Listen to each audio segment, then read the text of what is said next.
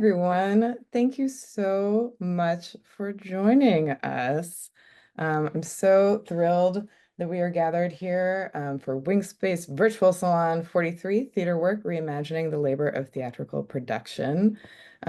Before we get on going, I'm going to invite my wonderful colleague from Wingspace, Dee, on, and we're going to just go over a few quick guidelines. So hold on while I switch slideshows. One moment. All right, let's do this. Oops, share screen.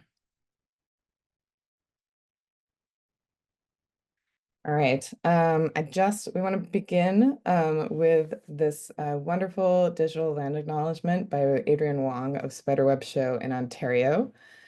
Since our activities are shared digitally to the internet, let's also take a moment to consider the legacy of colonization embedded within the technologies, structures, and ways of thinking that we use every day. We're using equipment and high-speed internet not available in many Indigenous communities. Even the technologies that are central to much of the art that we make leave significant carbon footprints, contributing to the changing climates that disproportionately affect Indigenous peoples worldwide. We invite you to join us in acknowledging all this, as well as our shared responsibility to make good of this time and for each other to consider our roles in reconciliation, decolonization, and allyship. And I'd also invite each of you to put what land you are joining us from into the chat. I am currently joining you from the land of the Apache, the Usat del Sur Pueblo, and many other indigenous peoples that have come through the land that is colonially known as Austin right now. I think that for me personally, and as a practice in Wingspace, acknowledging the land is very important, and it is only one step. So encouraging you all to think about ways in which we can go beyond land acknowledgement and think about our individual relationship with colonization and supporting the indigenous peoples of the land through going to see their art, purchasing fabulous art and products, and just like learning and engaging in all the ways. So with that, we are going to move on to I'm going to send it over to Dee to tell you a little bit about Wingspace. Yeah, of course. Wingspace is an organization of theater artists that fosters conversations on design, strengthens our community, and furthers activism in the field. Our Salon series, currently our virtual Salon series, is one of a number of initiatives led by our membership in addition to our mentorship program. Our panelists are paid out of members' pockets, and if you'd like to support these salons, please if you could send a donation via PayPal. I will link that PayPal link. Kate has so kindly done it for me. But please write salons in the subject line. We truly appreciate your support, and it's how we make these salons happen. Yeah, thank you, Dee. And I think that's also something that we're going to continue to talk about is how do we, like, as a community, support the important work and pay the people that are doing that work. You know, Wingspace is like reimagining a lot of how we are funding and paying people right now. So anything that you're able to give is very much appreciated. And like Dee was saying, it goes directly to the people that we are bringing in into the initiatives that we are organizing. Um, so just to say, this meeting is being recorded. This is a fabulous thing that about our Wingspace salons is that we do record and archive them and provide them for folks to view in the future. I have found it a really amazing resource for my classrooms, for my students to be like, hey, you wanted to talk about pay equity? You want to talk about unfair labor practices? There's the salon that you can access. You want to talk, see some really amazing human beings talk about costume design, or some folks talk about the relationship between programmers and designers in video design. There's a whole archive of those that are available on the Wingspace website. So please check that out. Use as you can. That is why we do these things, so that people can access this information going forward. just and also to say is that like that means that if you say anything or turn on your video, that means that you are now part of this Zoom recording.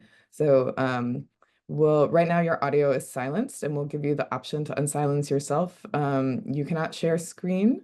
Hiding non-video participants is very much recommended. Gallery view is recommended as well. We're going to start with just the panelists. I'm going to do some light facilitation inside of this, and then we'll invite you all to join us as a community and turn your video on and have a conversation towards the end.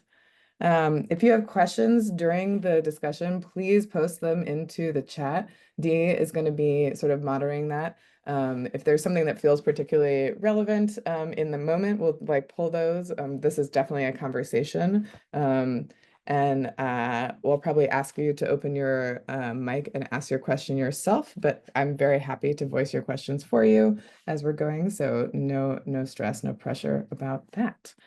And then also in Wingspace, we have spent a lot of time over the years crafting our community guidelines.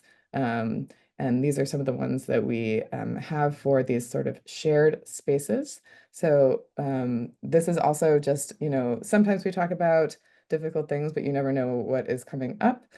So this is just about how we're engaging with each other in this space. It's not about like policing anything that's coming up inside of you. Is just about how do we relate to each other inside of community. So starting with be respectful of others and practice active listening. Speak from your own experience. Assume good intentions, but center the impact of others over the intentions. Please practice self-care and community care. So, get water, babies and animals very much welcome, anything that you need to feel comfortable. And please uphold a culture of consent. And I think that is it for our intro.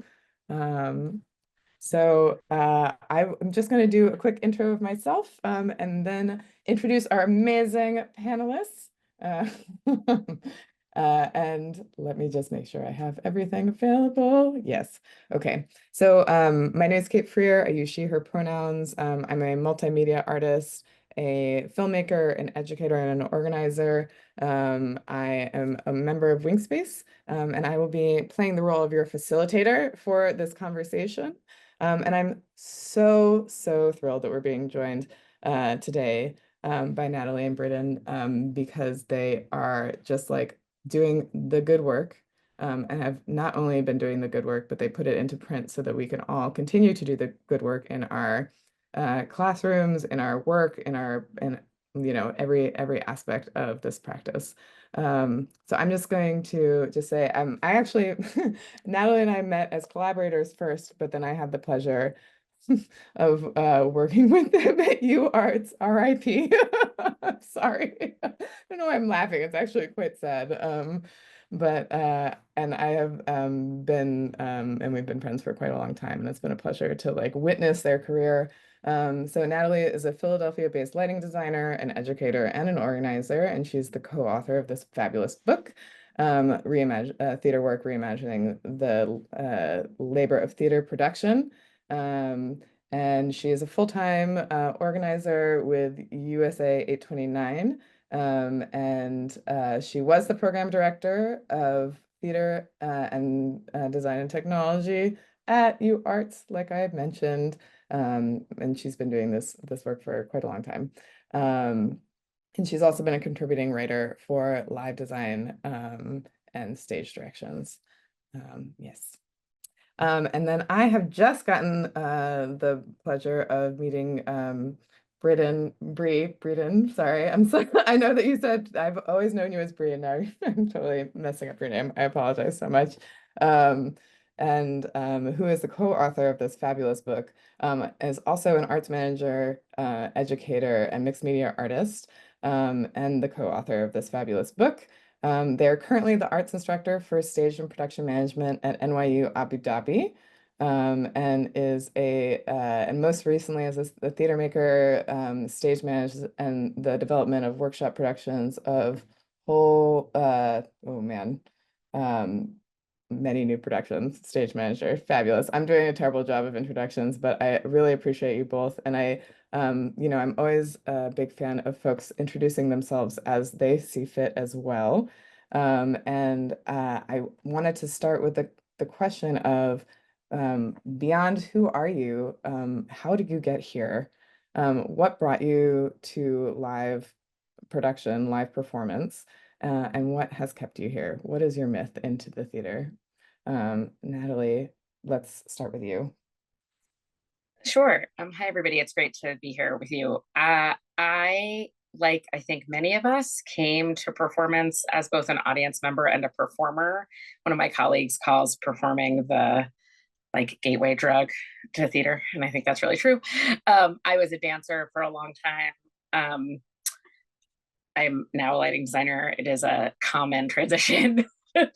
um, and uh, and then my organizing work comes out of creating classroom spaces that um, prioritize inclusion and equity and really question the industry that people were going into. I do a lot of community organizing, and now I'm a full-time labor organizer. And yeah, I mean, I love the theater. I love going to the theater. I love making theater. I love storytelling. Kate mentioned before we started that like a lot of times people think that as activists we're addressing something because we don't like it, but then we would just leave. Um, we do this work because we love it and we want to take care of it and we want to make it sustainable for people in the future. So I'm gonna pass it to Brídín. Hello, thank you. Thank you, Kate, and everybody for having us here. My name is Brídín. I use she, her pronouns. I'm just happy to be here with all of you. I came to theater also when I was young. My sister was in a play and I really wanted to do it. So as soon as I was 9, I started backstage and I discovered stage management when I was like 11 or 12. So it's kind of been what I've done for a long time. Although, so I, after studying in an undergrad, I would say I've had a lot of time away from it into more general management and producing. And then more recently, particularly as an educator, I feel like I've gotten more connected to stage management again. And then also since leaving the US, I've gotten more connected to stage management again in terms of just the facilitating of spaces of gathering and of making, which I found sort of my love for that reignited away from the American professional theater. Yeah, thank you both. I'm also very curious about like the origins of this particular book. When did the idea like come around, and what was the process of like settling on the different topics that you've included in it? And then can you just like speak a little bit about the book itself? Yeah, thank you. So I can begin. I early career, like immediately while in undergrad and immediately out of undergrad, I found myself in a lot of positions of managing internship programs. So like myself at 20, 21, 22 was then put in the position of hiring and training and supervising people my age or slightly younger than me. And that's something that I think through that, I certainly played a part in many of the inequitable systems that we now have researched and written about. But through that, I started seeing these patterns of like being in the position where we had 5 great candidates and then having to hire the executive director's niece, or having to hire or being required to interview the kid of somebody on the board of directors and things like that. And so that was the stem of one of the initial threads of this research, which was I then started, did public policy for my master's degree. And while I was studying public policy, I did like publish an op-ed about internship culture in theater. And that was the initial spark of the writing about it, I would say. And that was from there looking into a few other threads to do with accessibility of performing arts education, particularly for students with disabilities, with physical disabilities, and then looking at um, gender equity within professional design. It sort of got to the point of thinking about all these different threads of systemic issues and that how interwoven they are, that it's hard to look at education and not look at hiring. It's hard to look at hiring and not look at how do we actually care for people once they are working, all of these things. So that was, I'd say, like very initial inspiration of what brought me to the conversation. And then in terms of form, and then I'll pass it over to you, Natalie, I think the part of the form was that in doing all that other research, I was finding how little there was, and how little there was in a format that people could then use to advocate. Like, I think that was the key thing into why a book, why this format. It was everybody knows most of these things. Like nothing, very little of our research was surprising to us. Somebody recently said to us that it was like every conversation they've ever had at the bar after work. Like we all know these things exist, but it's not documented in a form that you can use to advocate for systemic change. So I'd say that was sort of the inspiration for the book part of it. Natalie. And then I called Natalie and we started talking and it continued from there. Yeah, this is a good moment of naming that in some of Bree's early internships and internship running, she did some of that work under my direction. I don't know. We worked on American Realness, which was a festival of contemporary performance in January in New York for a long time, which is where we like built our relationship. And that was an environment where we were 100% depending on unpaid and underpaid workers to do that work. And, you know, I think a lot of us are complicit in those systems at various points in our careers. And we like kept coming back to what those questions answered or asked. And then, yeah, Bree reached out to me with this idea of this bigger research project. And one of the things about, as Bree was saying, about writing a book is that people in boardrooms, people in corner offices, people who write large checks value the written word. We know this, right? They value a thing. Not only is it a book, but it's a book published by an academic publisher. And so it has a certain respectability, which we may or may not actually care about, but the people that we want to get this information in front of care about it. And so that was always the intention. And they care about graphs. Yeah, they really care about graphs. There's a lot of graphs. There's a lot of hard data in the book, in part because people believe that. They don't, in a way that is different than how they believe anecdotes. And so we tried to really ground our work in some combination of data and the words of the folks doing this work. So just to talk a little bit about the book is divided into 3 sections. The first section, Bree is holding it. The first section is looks at like, who are we talking about? We're talking about folks working in the professional theater, primarily in America, primarily in not-for-profits, although we do talk about commercial work. But we were talking about people who do this for a living and who do the work of theatrical production, designers, technicians. We are less so talking about stage management and production management, though we do touch on it. We are not talking about directors, choreographers, playwrights, and performers, just to name the scope of it. And we look at the history of the field and specifically the moment we refer to as the pause, which is the pausing of theatrical production due to the COVID-19 pandemic, and also the summer of George Floyd.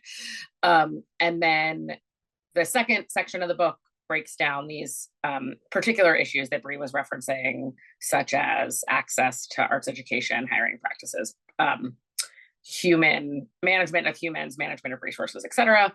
And then the third section is,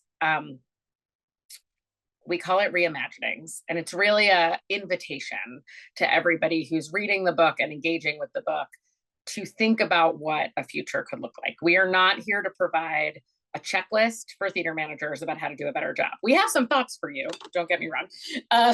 But that's the goal, is not to limit the work to here's a list of things to do to solve the problem. That's not how this is going to work. This is an invitation for the community of folks doing the work, folks hiring people to do the work, folks watching the theater, to come together and change how we make this work. Really simple, small goals that we have for this book, but that's what we're doing. And so we end with more questions than we start with in some ways, but we do grounded, as I said, in a lot of research. And to just name that we interviewed a large number of folks for this book, and over 1,000 workers in theatrical production responded to our survey, and like that is what grounds the work. I think that's the end of what I want to say. Yeah, and one other thing I was thinking as you're sharing, Natalie, is that we thought a lot about who are we to contribute in this way, and where we landed is this is a way to use what we have to contribute to the conversation, to use our privilege, to use where we, like our access to resources, grants from our jobs, things like that, but also that hopefully this is just a piece in the conversation, and people sometimes reference like the next edition of this and so on, and I think our dream goal of that would be that the next edition is some different form from other people, that this is just like a piece of the greater dialogue. Yeah.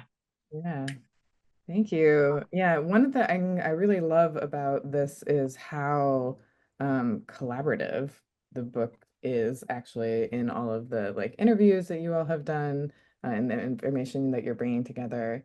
And also just like how collaborative the both of you are also in distributing the information. And I'm curious, you had mentioned before, yeah, the thing about all the data that helps to just reinforce all the things that many of us just like know from participating in the theater industrial complex. I'm curious about how are you hoping that the information in this book can be implemented? And since putting it into the world, have you like heard any ways in which the book has been used that feels encouraging? Yeah. I guess I'll start. Like I think that in terms of how we hope it will be used, I think what Bree mentioned about somebody saying like it feels like all the conversations we have in bars. We've also heard from folks who are like, I feel so validated by knowing my experience wasn't unique. It was really hard to look at this research. Like it's dark, and it's not getting better, just to say. And in fact, some things are getting worse. But we want the workers to feel validated and seen, and to be able to use the hard data to advocate for themselves, right? To say like, my experience is not an anomaly. My experience is part of a systemic problem, and that there are people who can make changes to those systemic systems. And then similarly, we want the people with power to be able to share with each other. We want production managers and general managers to go to their boards, and we want board members to go to their executive leadership and say, like, this is a thing that's happening. How can we disrupt and interrupt it? Some of that will happen on a small level, and some of it maybe will happen on a larger level. But again, it's like having the physical book, having the hard data really helps in that way. Bree, do you want to? Yeah. I mean, I'm just looking at some of the numbers in terms of what might be interesting to share. And even just thinking about the demographics of who filled out the worker survey is, so of the, again, like Natalie said, over 1,000 workers filled out the survey. The majority of workers were between ages 25 and 34. In terms of race and gender, we asked them to self-identify. It was 84% of them, respondents answered white, 82% answered cisgender. Gender, it was 49% said female, 40% said male, and 8% said gender fluid, gender queer, non-binary. Again, we had right in. But I think before we even got into the further questions, just demographic data can push you to ask questions, right? Can push us to think about access to education, hiring practices. Why does everybody leave at 35? Like even just that gives a basis for much conversation and hopefully to push. But then we got into more details, right, of how many internships have folks done in their early career, underpaid work, unpaid work. So I think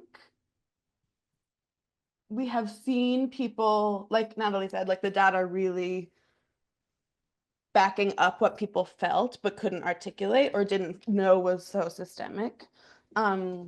And we've gotten really, I would say, really positive responses to that and to the form and to this now being out there. In terms of impact so far, this was published in late April. And I think that, to me, one of the biggest ways that we're seeing it gain reach is by being used in universities and in education, which, so we've heard from a few folks who have looked at it throughout the semester. And to me, that's a really hopeful potential of it, that people who are becoming the leaders, you know, the makers of theater are using this to think about the field that they're entering.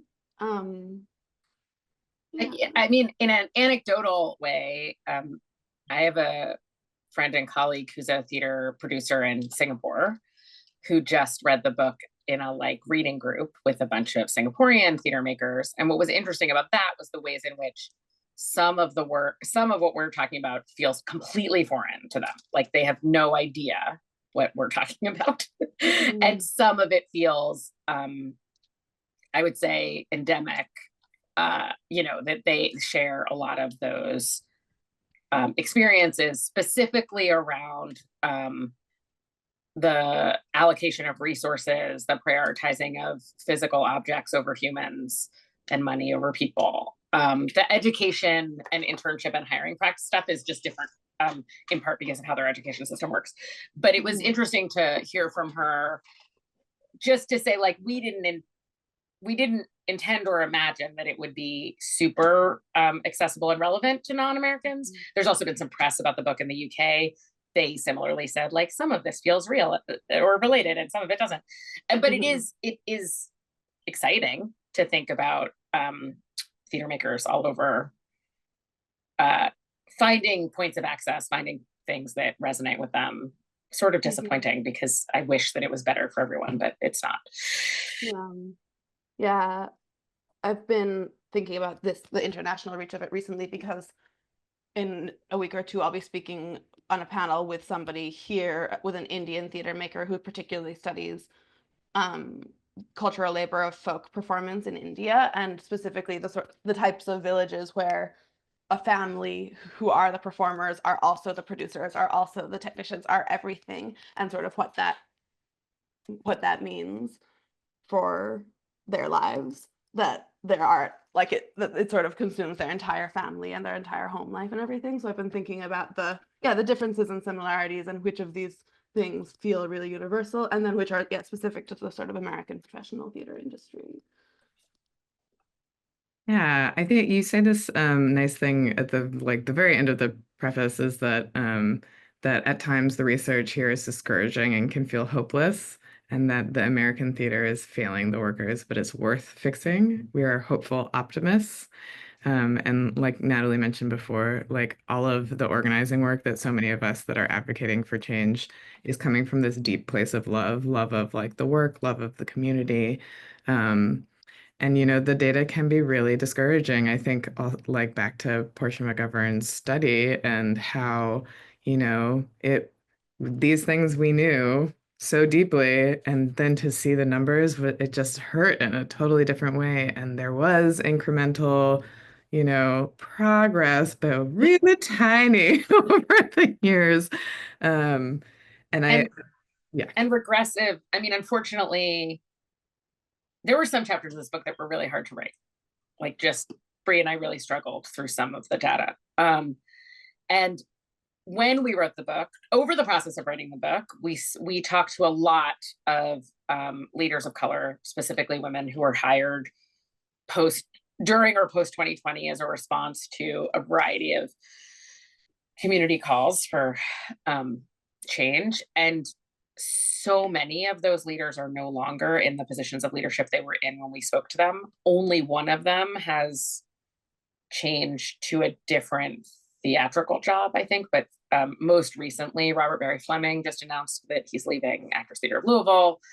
We spoke to Natalie Garrett. We spoke to Stephanie Ibarra. We spoke to a lot of people who were actually enacting some of the like most tangible change that we were seeing. And you know, even prior to November, what we were seeing in the field was a move backwards. And and a villainizing of the folks who were put in those positions. I mean, we could talk about that for hours, but to what you're getting at, Kate, like, I think the hopeful optimist part is a thing we hold on to very hard, but it is hard. and we know that. And I think that's connected to what Brie was saying about like, why do people leave the business at 35? There's some amazing research that Portia led for Production on Deck that shows that 30% of the folks doing theatrical production work left after the pandemic in 2021, or not after, but once people had the opportunity to go back to work, they either did not return to work or did and then left soon after. And it takes a real, like, we need people who want to make change and who love the form enough to keep working at it, because it's hard. Yeah. It's also a little bit, it feels very timely to be talking about this in the book. In particular, you start with like thinking and talking and analyzing and articulating how did we get to this moment in time in the theatrical industrial complex in the United States specifically, and devote like a pretty big chunk of the beginning to this pause in theater and many of the things that came to the surface for a much larger group of the population.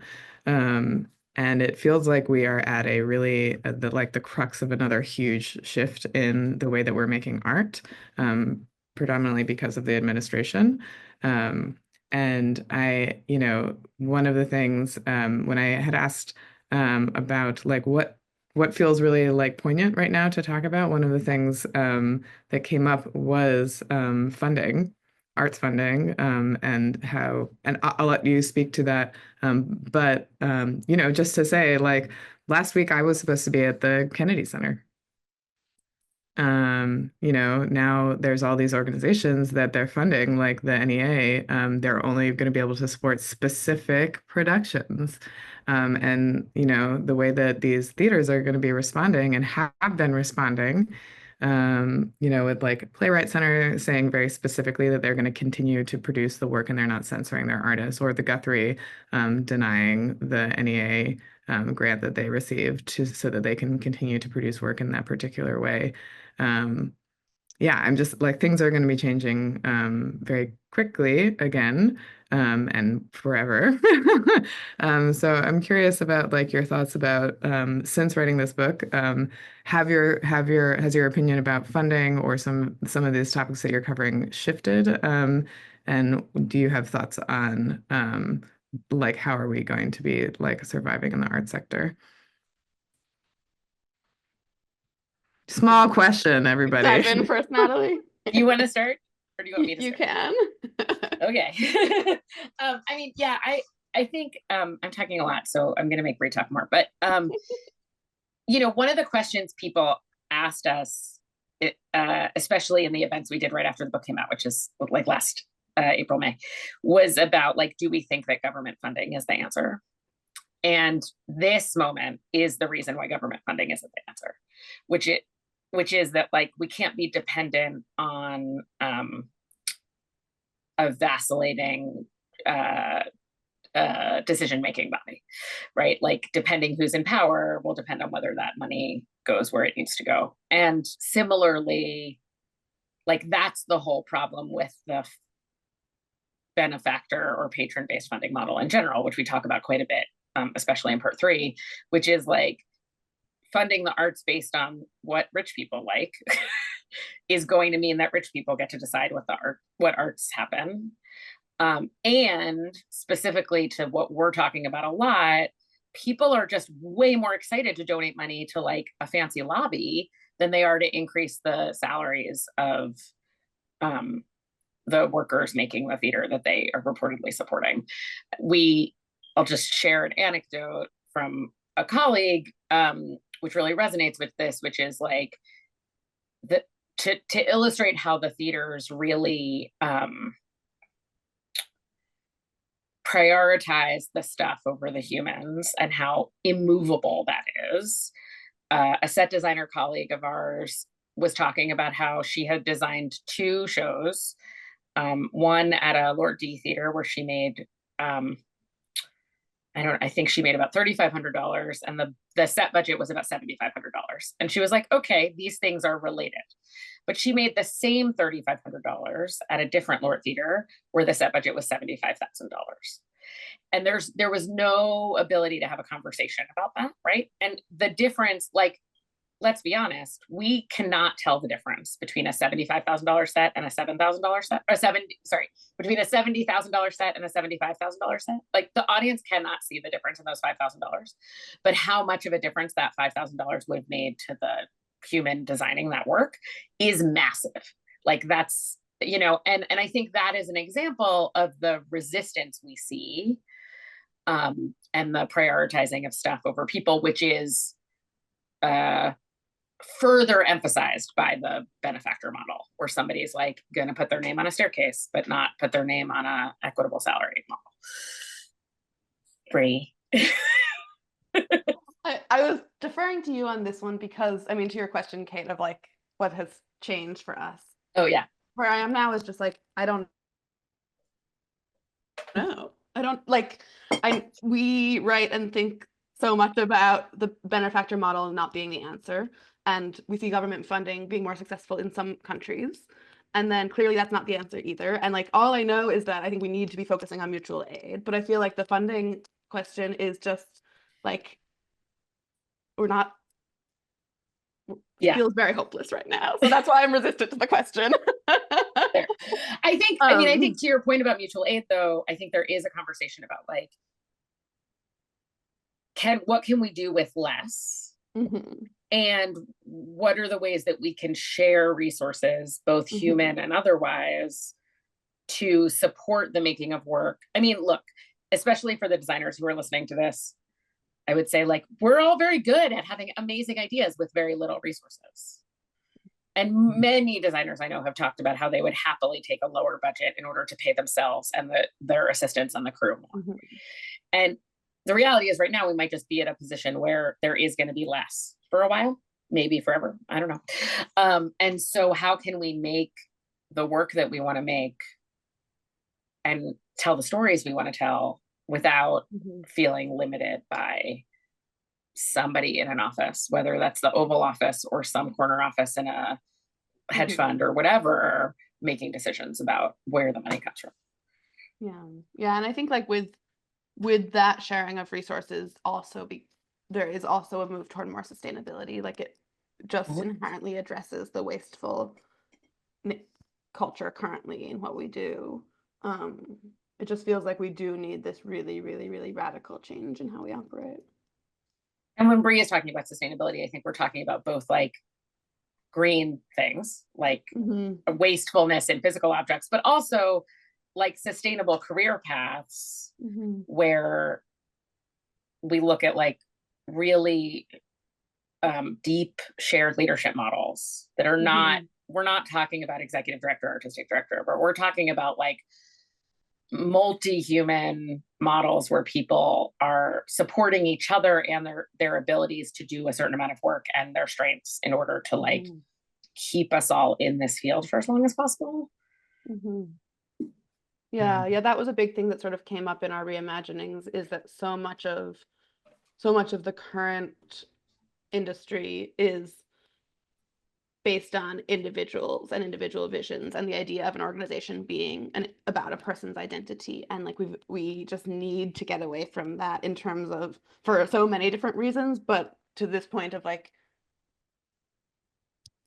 for things to be able to evolve and for these careers to be sustainable. Yeah, I think what you all are talking about of just like looking and examining different like models like mutual aid, which was something, something that has been around for a long time, and also like during the beginning and throughout the pandemic, in this particular moment, like mutual aid is huge because again, like the government is not going to be supporting these targeted communities. Actually, it's targeting these communities. So how does community support community? Thinking about these economies that have been around forever, like gift economies, barter economies, and then continuing to like understand all the resources that we all have available to each other and approaching them with the idea of like sharing and mutual support. Knowing also like for a very quick example, and then I'll send it over to Edward for their question. Um, is that like, I've had multiple, I am in a position where I have access to a lot of resources, both in this amazing community at Wingspace and in the like theater as a whole, also at the university that I'm teaching at, and just like a really great, support network in general. So I am like rich in resources, and that has come, a few times really handy in really difficult situations. For example, this project that I've been working on, we like had to do this like major pivot away from the Kennedy Center and brought all of the artists out to Austin, and everybody, and the way that the community rallied and like held us and like offered resources and support was just like amazing. But we also had to ask for that support.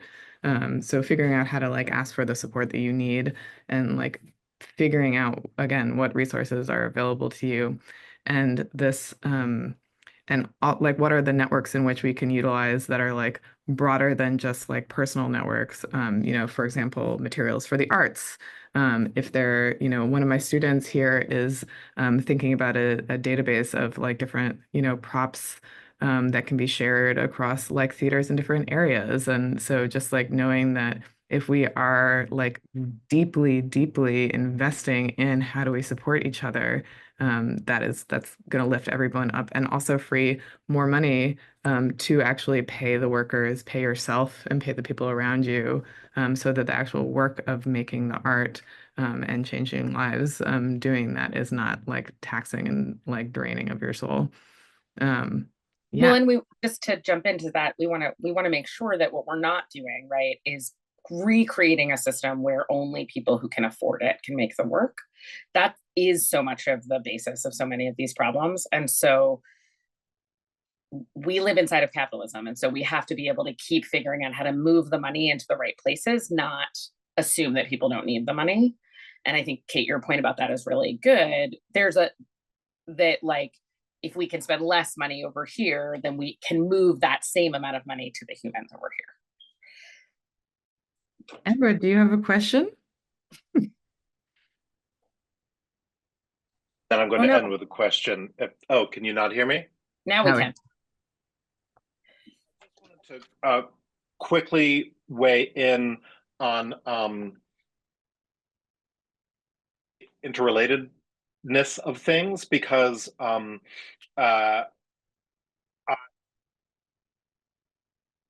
shocking how few people there are working in any sustainability space. And I guess I'm getting a look like people aren't hearing me.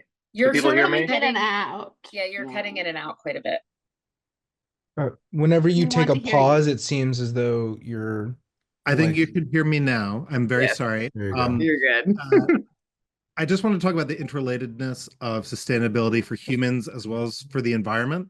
And I just want to cite a classic example, just because there are people here who work at theaters all over the country. But I think a lot of arts organizations think that they can only focus on one thing, whether it be equity or race or sustainability, any number of issues. And I think that they need to address them together. And the classic example is like with props. Like the worst environmental thing we can do is just order things to be drop shipped from Amazon.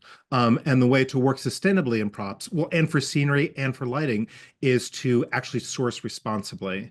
The thing is, sourcing responsibly takes a lot more labor. And so what working like in a sustainable environmental way is it gives theaters the opportunity to spend money on people rather than stuff. Sorry, just to elaborate on the props example, Facebook, like I as a set designer, like my mission in life is to remind people around the country that Facebook Marketplace still exists and Craigslist sort of still exists. And, but it takes more time and research to use those things, which means like billable hours for prop masters. And that, anyway, I just wanted to throw it out there as I don't see them as independent issues. Like human, financial, and environmental sustainability need to be sort of attacked together. And then I just wanted to ask, I put a link in the chat to Portia McGovern's work, but did she mentor you all? I'll end on a question. Did she mentor you all Or are you also doing some HowlRound, maybe articles in conjunction with a book? I'll leave with that question. Um, we are I've been friends with Portia since 2003 when we were interns at the Williamstown Theater Festival together. So, and we take her research, or her research is really important to the, and we cite it quite extensively. And she advised us. Yeah, I agree with Kate that we're all Portia's. Like, I'm sure she would reject that configuration loudly. but you know, her work in this and her advocacy around gender equity for designers is crucial, and also research we did not have to do because we have it, which has been really useful. I think that we are not currently planning on doing any additional writing. We've talked, it comes in and out of part of our idea. We sort of think sometimes about how to share the data that we have that we haven't shared. Our capacity for doing that is not super high right now. So maybe in the future, but not at the exact moment. Yeah, and there to was, oh, well, that just about what you just said was there was actually just a question in the chat of like if the data that you are utilizing is available anywhere online and not just in the book for folks to access to potentially implement. We are not very quickly working on looking into some resources. There are a bunch of libraries that host sort of data repositories, and that requires quite a lot of, we have to do a lot of things to the data to then provide it to someone. So we haven't yet, but it is not off the table. We are also, I will just say, happy to share with folks if they want to reach out to us directly, if they have specific data point questions, or like if they, like Bree has a really beautiful demographics PowerPoint that we can share and stuff like that. So we're not trying to hide the data or hoard it. It's just hard to share, it turns out. Yeah, I mean, echoing that for sure. We would like to get it to a place where it's all accessible, but in the meantime, we were really fortunate that other folks shared their data with us in ways that helped our research. So I think it was the Return to the Stage survey specifically that they pulled out specifics about the scope of what we were looking at and exported that in a way that we could then navigate. And we're certainly, you know, happy to do that in the meantime. And just to the Portia question, one other thought about that is I think that amazing study is a bit of where this came from in terms of like that was there and still so little was changing, you know, like that, like that we were starting to see there are, like you start to see this data out there and you're like, and then what? Like, what do we do with that? You know, so that certainly was a piece of the inspiration for this, along with a couple other of the key. Yeah, I think that's like always like the what do we do with this information is always such a critical question. And, you know, I think that in any sort of like anti-oppressive like work and training is like, okay, yes, the analysis and articulation of the information is so critical. And also, how do we shift? How do we shift in our own personal practice? How do we shift in different organizations and as a whole system? I just want to like point back at something that was said a few times about like who gets to make this work, right? You know, as we chat here as three, you know, white presenting femmes who are you know, educated and have, you know, full-time positions.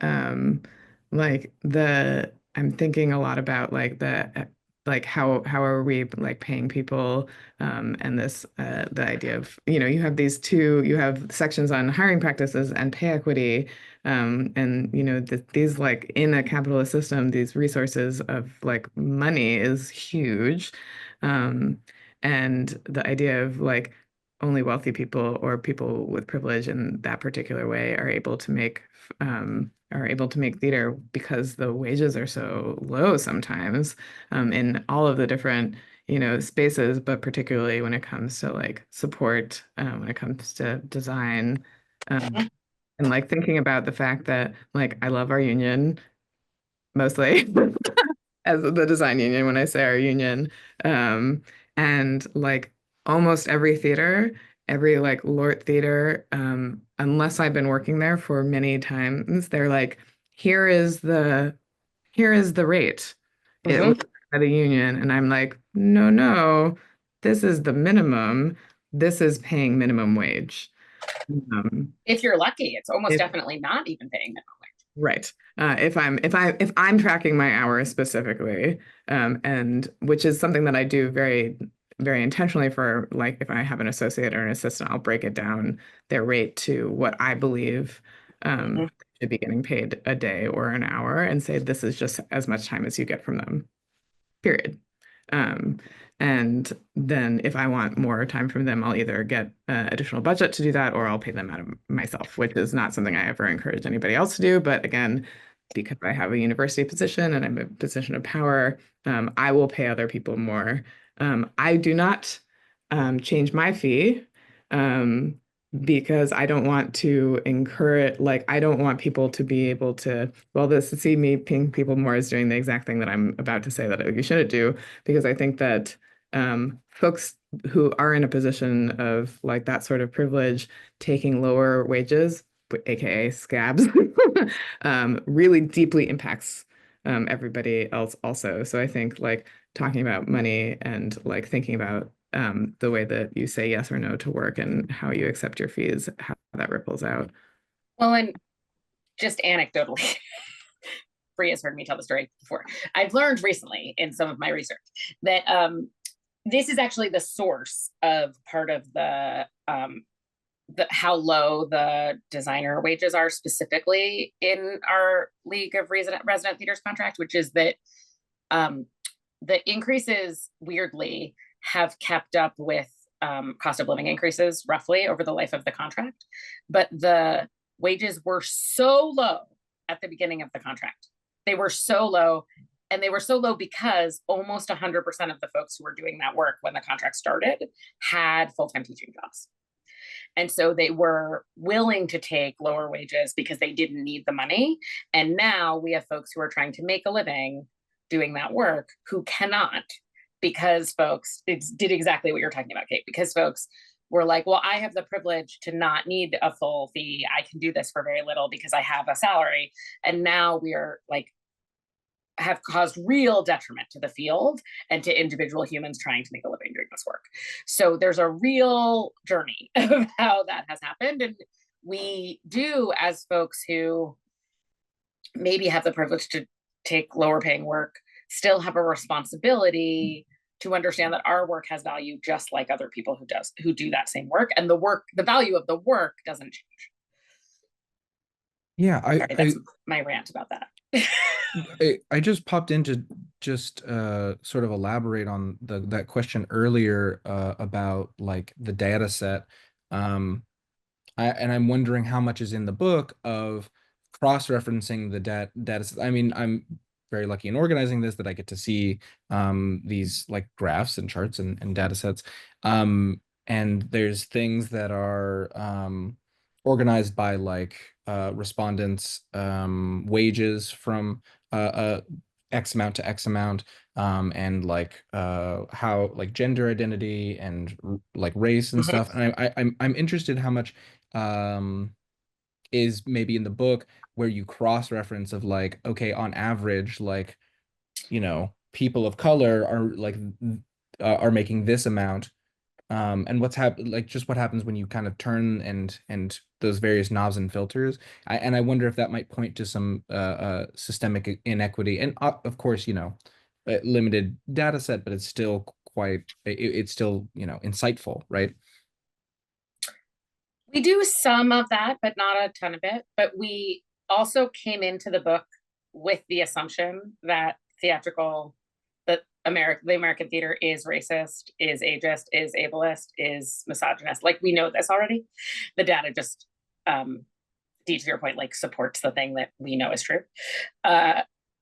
Also, all of our data is self-reported. And I think it's important to just say that self-reported data always invites some questions. This is actually quite a large data set for this kind of research. Like it is shocking how few people respond to a survey, but also a data set created by the access to networks that Brie and I have. So it is consistent with data from other similar kinds of surveys. So we think that it's pretty representative of the people who respond to surveys. To just like offer some framing, we know the data is not perfect, and so I just want to share like some of those limitations. I didn't mean to imply. It is a little more East Coast centric. It is a little more like lighting and stage management. Yeah, I mean, right. There's a lot of lighting and stage managers who responded. It is the data set that I referenced earlier that Portia worked on with Production on Deck has very similar racial demographics, and they're also similar to the racial demographics of USA 29. So we believe that those are pretty accurate, again, to people who fill out surveys. Yeah. Yeah, I was just scrolling to try to figure out if there are any sort of examples to illustrate to this question, Dee. And I think those sort of like breaking it down based on the demographic data was something that we set out to do when we crafted the survey, and we played with it a lot once we had the data. And I think often what we found was that of the folks who did fill out the survey, those differences weren't as big as we expected. So when they were, we would try to flag it. So I was just looking at like, so for example, we asked, have you ever felt mentally/emotionally unsafe in your theatrical production workplace? And in the book, we did pull that out because while 77% of people said that they have felt mentally or emotionally unsafe, it varied by gender identity. So female identifying workers, 84% had felt unsafe in the workplace, male identifying workers, 67%, and then gender fluid, gender queer, and non-binary workers, 92% had felt mentally or emotionally unsafe in the workplace. So you'll find in our analysis of the data that we tried to pull out when we did identify those things really differing based on the demographics. One of my favorite data points related to this was fewer, and I don't know the numbers off the top of my head, but fewer Black respondents had done more than 2 internships. And that can mean a lot of things. It could mean, it could mean fewer of the Black respondents could afford to do them. It could mean they were like, this is bullshit. What are we doing? It could mean like they weren't offered those positions. You know, there's so much more that we don't know. And so it was like, how much of that is a particular data point that I have been fascinated with for a long time, but like, I don't know enough to then make any kind of statements about what that even might mean. And a comparison that you'll find in the book frequently is looking at a question and then dividing it out by freelance versus folks who are primarily like permanent staff members versus folks who do a balance of both, because we did find that often quite different in how supported people feel at work, how often they have a feedback mechanism, those types of things. So we ended up focusing potentially more on that than on other categories of ways to sort the data. But you certainly, again, at any point, if anyone wants to like do a bigger data deep dive with us, I think we'd be happy to like have a call, show you some stuff, and then figure out what's useful to share. It's really, really interesting. And I think again, like Natalie said, like our grant funding has finished. We no longer have the tool we were using to look at the data, things like that. But we need to continue. Like we are not leaving it forever. That might be a great thing to do. Like, we're thinking in Wingspace about different ways of just like gathering together and having engaging in conversation, and maybe a data deep dive is a great way to do that. Yeah, if somebody wants to nerd out with us about the data, we're happy to talk to you about it. Could be a fun like day session. I know Tal has a question, but Dee, do you want to add a point before we shift over? Yeah, I totally want to end with this, that it is, I think, one of the good things about Wingspace, the thing I really like about Wingspace is the like camaraderie, because I think as contract workers and staff just all across the country, there are so many different subsects and like ways you can cut apart the data, and that can often make any one designer or person's experience feel very siloed. And so having hard data like this is extraordinarily useful, because you can say, hey, pretty systemically, like this is a pattern that we're seeing, and that's stuff that people can take to executive directors, boards, and obviously they'll listen to that more than like, hey, you guys are being racist, classist, whatever. So yes, they thank don't want you. us to say that to them, even though Right, they right, are. right. Yes, thank you for that. Hal, did you have a question? Yeah, thanks for the conversation. It's so great to hear. Something I wrestle with a great deal that I wonder how you address or think about is um, in looking at statistics and looking at the data, everything like is based on metrics. And of course, a great deal of our work lives is also emotional, it's political, there's all these other ways to qualify what counts as a rewarding career. And I'm a bit of a survivor, occasionally thriving. But some of the jobs that have paid me the best have been the most toxic jobs, the ones that fulfill the union's mission of making sure everyone's equitably paid have sometimes been the worst jobs. And some of the non-union jobs where I'm not getting paid as much, I choose not because I have privilege aside from my white skin, because I don't have much financially, but because emotionally, sustainability, politically, they're really important to me. So I just wonder, like, how, I feel like how does that factor in to a sustainable career? You want to go first? I'm thinking. Okay.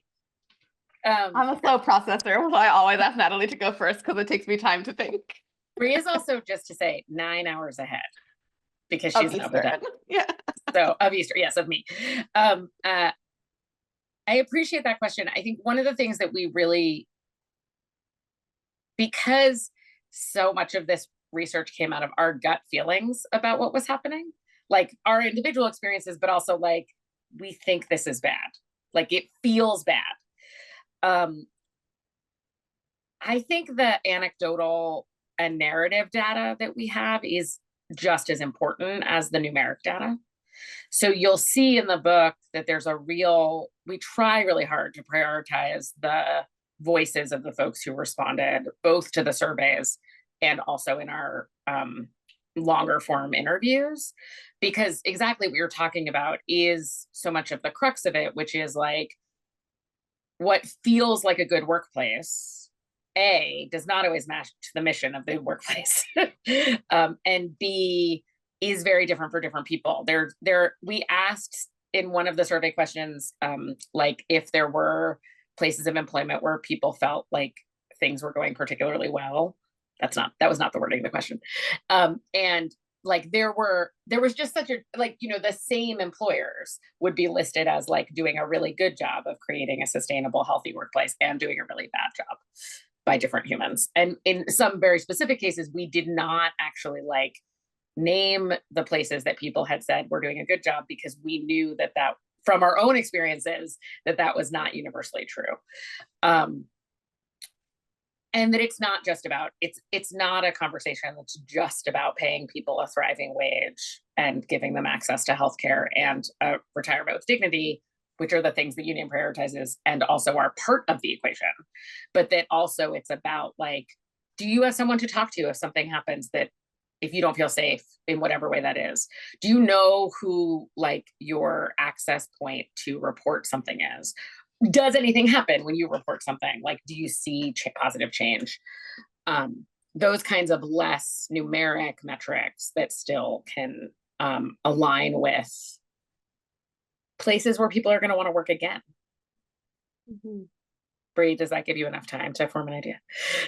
Yeah, no, I mean, I think that the experience that you shared is really, I think is quite shared and common. And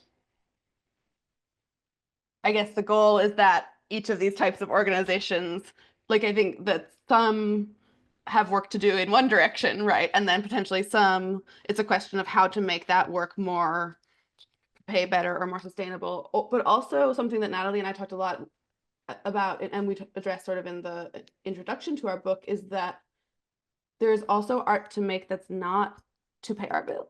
Like, and that the sort of making sure that that's okay also.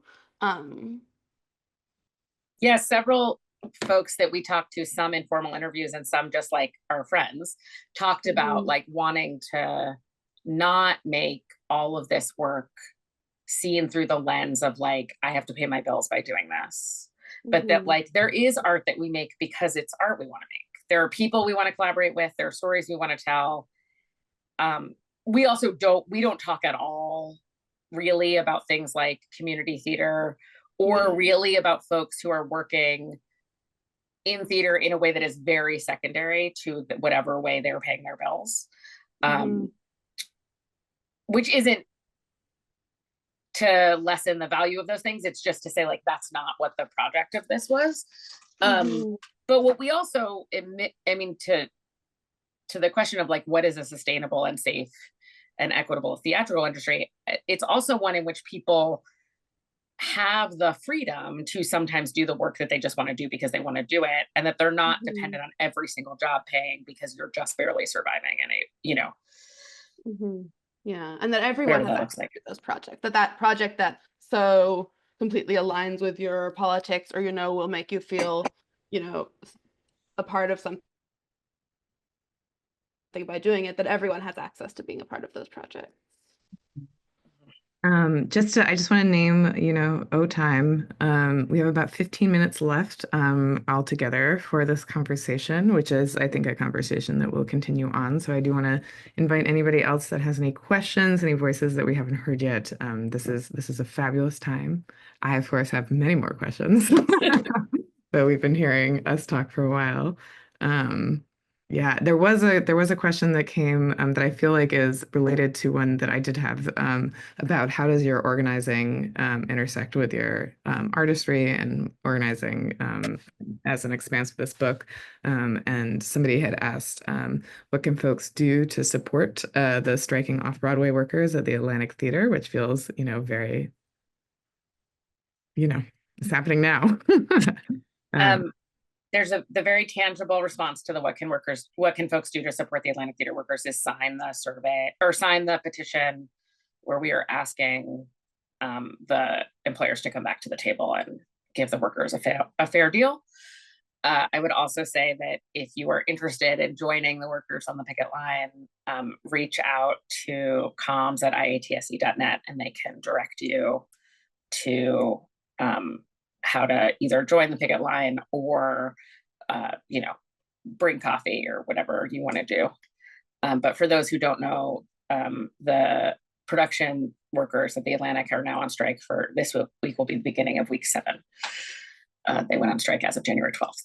So, but I'm going to let Bree answer the other question, which is how does your organizing intersect with your artistry? I was just trying to find that email. Well, you should put it in the chat, the email you just mentioned. Oh yeah, well, I can do that, I think.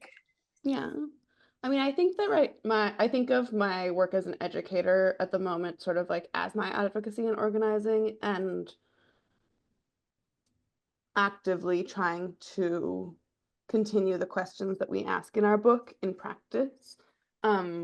So lately it's been on my mind with very small things like in the rehearsal studio and in the theater of like when a student is working through the break, talking with them about like what implications that could have for them, but also for others, you know, like we're taking a break and by assuming that your colleagues are also available to work through it, you're not, you know, we may not be taking into account their own needs. And I find since publishing the book, really focusing back in on my stage management practice has been a sort of helpful, it's really informed my journey as a stage manager in thinking about how to do these types of things in each detailed way throughout the day.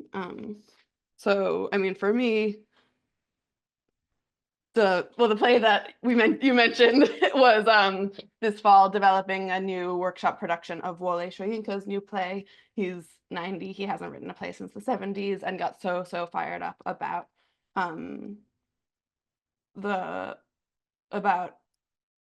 politics in his home country in Nigeria that he chose to write this play and develop it here. So I was stage managing it with a company of over 70 people from over 20 countries, and these questions of like how to create an accessible generative space really came into play. So I think for me, the advocacy and artistry is how to practice it in sort of minor ways each day. Natalie? Well, I think I feel pretty committed to trying to do what I can to make the humans around me as safe as possible, which does not feel particularly true right now.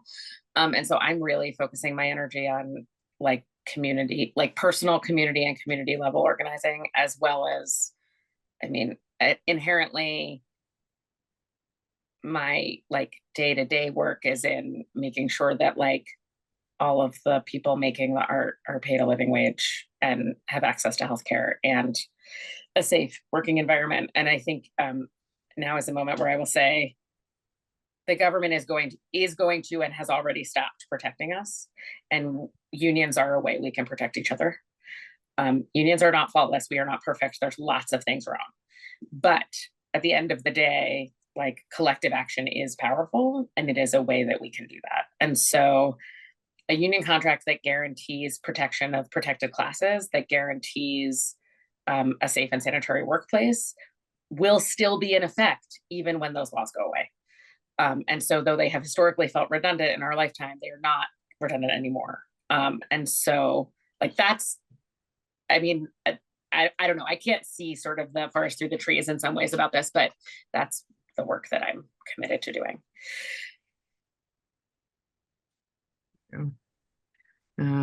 Yeah. Well, I think there are two questions that I would love to wrap up with. One is some of these like tangible strategies that folks can start implementing in their own practices. If you all have like a few that like are like this one now, that feels really good. Yeah, let's start with that one and then I'll shift to the other. Can I share this one about funding that we decided that so, you know, I've now said like 3 times that we didn't make a checklist, but one thing that we think you can do is if you are giving money, if you are in a position or you know people who are in a position to give money to theatrical producing organizations, find out where that money is going and see if it's possible for you to earmark that money for like wages rather than stuff. That won't be true everywhere, but if more and more people are asking that their money be specifically used only to pay people better, maybe that will make a difference.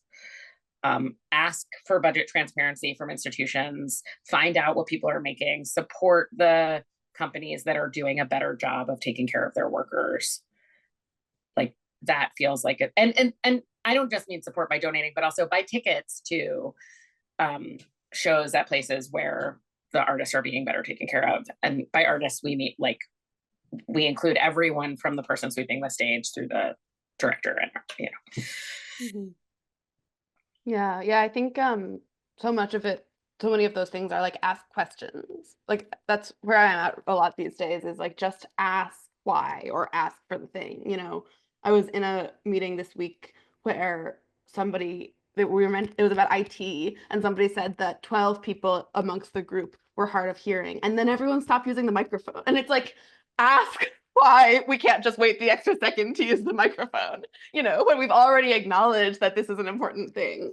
I pulled up sort of what we in our reimagining, part of where we landed, which is we need to disrupt the norms of professional training in the field and reimagine how production workers develop their craft. We need to share the proverbial wealth instead of hoard it. We need to disrupt the way that the American theater is funded. And I think in terms of tangibles, like I think a lot about professional training, and it's like many of us interact with early career professionals or students or interns, and without changing it at the systemic level, we can take some time and on a personal level to check in with them about the education of it, not the product and the outcome, you know, because a big thing that we look at in the book is I mean, how professional training works in general, but the fact that often it's so rushed in these unsafe environments, product oriented, where you don't actually have time to learn and to make mistakes. So I think on an individual level, we can like allow for those failures and for conversation and for feedback in all directions. Yeah, thank you all. That is great. I always like the ask questions, feels critical. So well, I want to end on a future dreaming, beautiful science fiction note of maybe possible future reality. Um, what would be like your dream of an equitable theater landscape? How does that feel? How does that look? How do we participate in it? We do have a list somewhere. We do. Of where we get to in our research of like, not check boxes, but of like, if we reached these goals, we would be further in the conversation. Yeah, I mean, like if people could go to work safely and come home safely, like go to work, be safe at work, come home safely. If people, and by safely, we mean emotionally, physically, mentally. Like if people were making a thriving wage, had access to healthcare, were be able to save for future things, whatever that looks like. If every employer implemented some amount of equitable hiring practices, which means things like accessible job descriptions and job postings that include wages, which means sharing interview questions ahead of time, because that allows different kinds of learners to prepare for the interview, which means actually responding to everyone who applies for a job and tell them whether or not they got it in a reasonable timeline.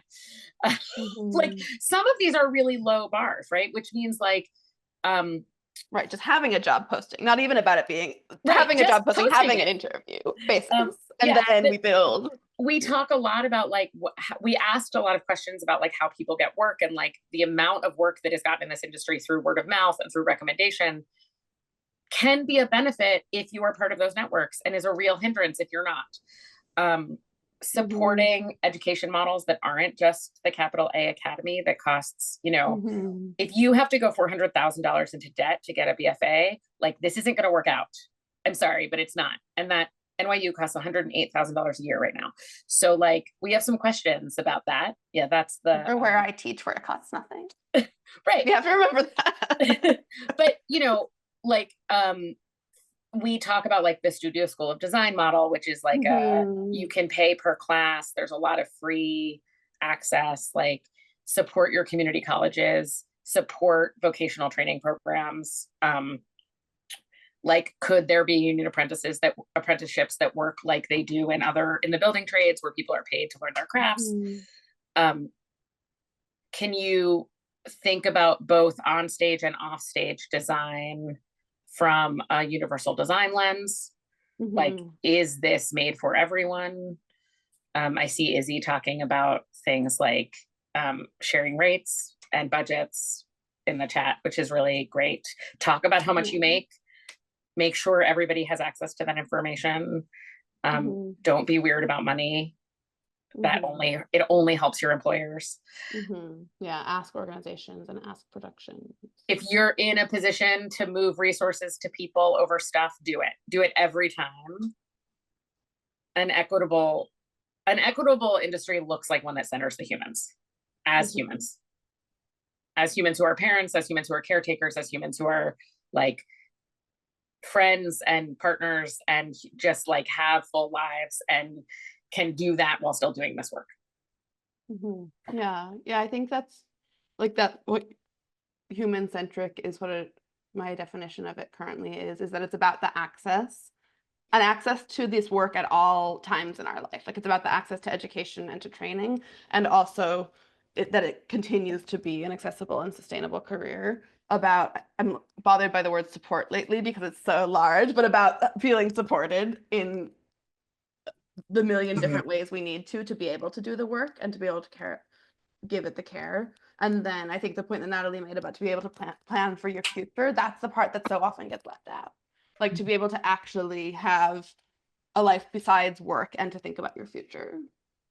Like we can love our jobs and also want to do other things. And also want to work hard. Yes, or go on vacation, or just like take a day off. And I think Yeah. one of the things that we ask these questions in the description of this event, which is like, has to do with this idea that like we get less because we love our work. We get less money, we get less time, and that's not okay. Yeah. It's still a job. In terms of tangible things we can do, to what, Natalie, to what you were saying earlier, is another thing, when somebody asks you for a referral of a person, we can also say, have you posted this? And are you doing interviews with other candidates? You know, because I think that like those are little ways that we perpetuate these regularly. Absolutely. And There's also on the other side of that is that if you turn down a job and it's because it was low paying or all these things, to say that's why you're turning down the job. Yeah. As opposed to what I used to do, which was, oh, schedule didn't work out quite right now. Can't wait to work with you in the future. Not helpful. Yeah. Right. It's all these little ways that we are a part of it. And I we think, all, like, sorry, go ahead. Yeah. I think also to what you just said, Kate, like fight for the things that you have the privilege to fight for.